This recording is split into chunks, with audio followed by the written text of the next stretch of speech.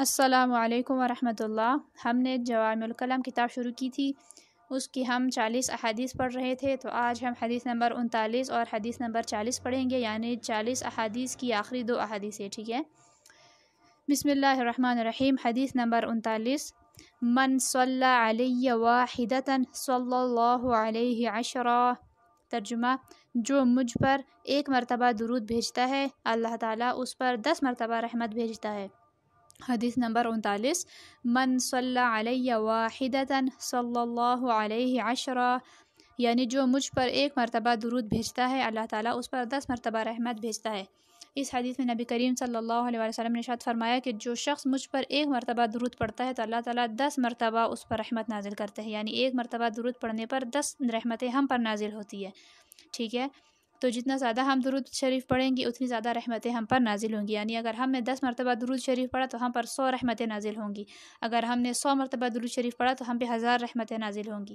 تو جتنا زیادہ درود شریف پڑھتے رہیں گے اللہ تعالیٰ کی اتنی زیادہ رحمتیں نعمتیں ہم پر نازل ہوتی رہیں گی۔ حدیث نمبر 40، انما الاعمال بالخواتیم۔ سب اعمال کا اعتبار خاتمے پر ہے، یعنی تمام اعمال کا جو انجام کے اعتبار ہے وہ خاتمے پر ہے۔ حدیث نمبر 40 کیا ہے؟ انما الاعمال بالخواتیم، سب اعمال کا اعتبار خاتمے پر ہے۔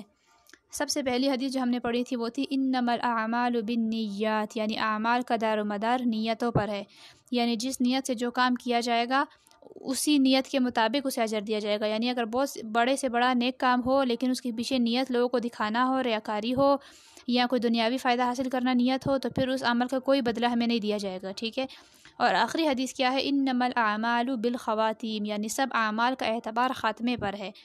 اس سے کیا مراد ہے؟ اس سے یہ مراد ہے کہ انسان اپنی ساری زندگی نیک اعمال کرتا رہے، بہت زیادہ نیک اعمال ہے جمع کر لیے، لیکن عین موت کے وقت پر اس نے کوئی ایسی بات کر دی، یعنی کلمہ کفر کہہ دیا، یا اس نے اسلام چھوڑ دیا اور اسی وقت اس کی موت آ گئی، ٹھیک ہے، یا اس نے کوئی ایسا بڑا جرم کر لیا، کفر کر لیا، جس کی وجہ سے ساری نیکیاں برباد ہو گئی اور اسی وقت اس کو موت آ گئی، یعنی موت سے پہلے کا جو عمل ہے نا اس پر اعمال کا دار و مدار ہے۔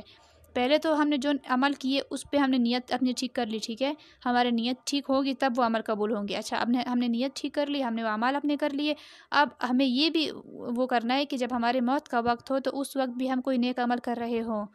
اگر ہم کوئی گناہ کرتے ہوئے مرے، اگر کوئی غلط کام کرتے ہوئے مرے تو ہمارے نیکیوں کا کیا انجام ہوگا؟ ہمارا انجام خاتمہ جب ہمارا برائی پر ہوگا تو ہمارے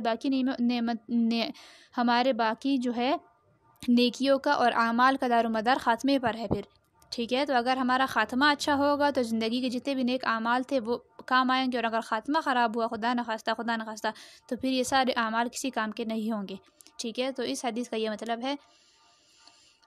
تو یہ جو ساری احادیث اگر ہم یاد کریں تو سب سے پہلے ہم اپنی یہ نیت کریں کہ اللہ تیری رضا کے لیے، تیرے دین کا علم لوگوں تک پہنچانے کے لیے، خود حاصل کرنے کے لیے اور اس پر عمل کرنے کے لیے یہ حدیثیں یاد کر رہا ہوں یا کر رہی ہوں، ٹھیک ہے۔ اور اس کے بعد یہ ساری احادیث آپ یاد کیجئے، اس پر عمل کی کوشش شروع کیجئے، ایک ایک حدیث پر عمل کرنا شروع کریں، اور اس کے بعد آخر میں جب یہ ساری حدیثیں آپ مکمل کر لیں تب آپ سوچئے کہ یا اللہ اس حدیث کا مطلب ان کا خاتمہ بھی ایمان پہ کرنا ہے میری، یعنی ان حدیثوں پر عمل کرتے ہوئے مجھے موت آئے، ان حدیثوں پر عمل کرتے ہوئے میری زندگی گزرے، اور موت بھی مجھے حدیث پر اور تیرے دین پر عمل کرتے ہوئے آئے، بجائے اس کے کہ زندگی میں نے نیک اعمال میں گزار دی اور خاتمے کے وقت میں کوئی غلط کام کر رہا ہوں یا کر رہی ہوں اور اس وقت مجھے موت آ جائے، ٹھیک ہے۔